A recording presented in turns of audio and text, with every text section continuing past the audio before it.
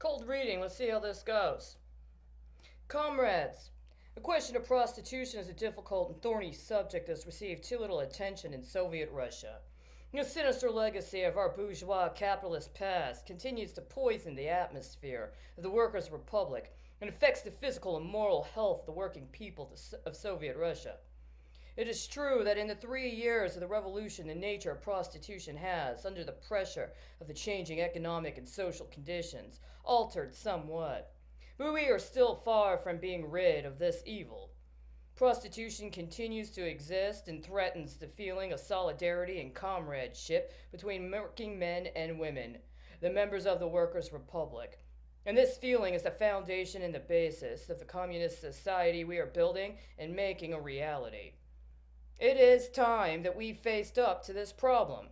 It is time that we gave thought and attention to the reasons behind prostitution.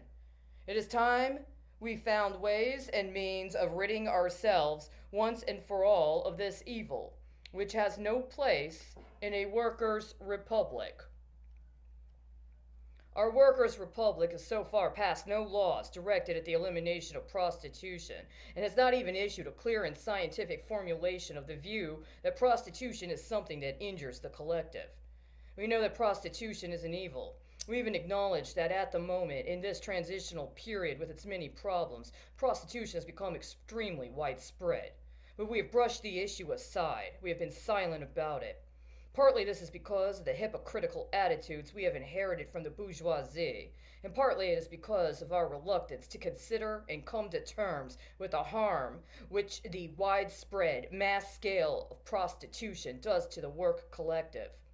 And our lack of enthusiasm in the struggle against prostitution has been reflected in our legislation. We have so far passed no statutes recognizing prostitution as a harmful social phenomena. When the old Tsarist laws were revoked by the Council of People's Commissars, all the statutes concerning prostitution were abolished. But no new measures based on the interests of the work collective were introduced. Thus, the politics of the Soviet authorities toward prostitutes and prostitution has been characterized by diversity and contradictions.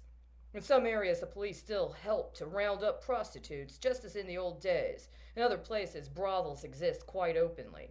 The Interdepartmental Commission on the Struggle Against Prostitution has data on this. And there are yet other areas where prostitutes are considered criminals and thrown into forced labor camps. The different attitudes of the local authorities thus highlight the absence of a clearly worded statute.